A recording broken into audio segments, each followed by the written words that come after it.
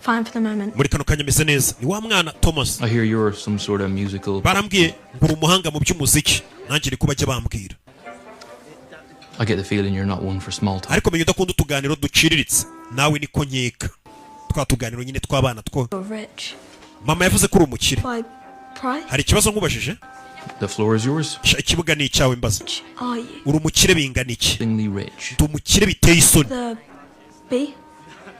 Ku buryo suri babantu batangizwa n'inyuguti ya B ba biliyoniya. Mbega batunze za miliyari.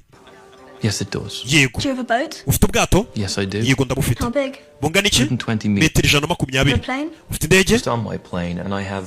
Iriya twajemo n'iyanjye n'ifite n'indi ya kabiri. Necessarily. Birarenze. Planes. Hari indege. And then there are. Hakaba n'ibidege binini cyane. We're on the baby one. Twari turi mu gatoya buriya. It's my turn. Nanjye reka nkubaze. Uretse?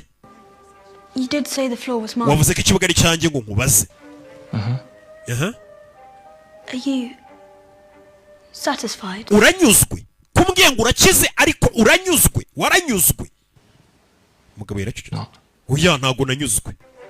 Mugabo yarumiwe. Did you set me up? Nagatego wari waneze. That was good. Mwana urarenze.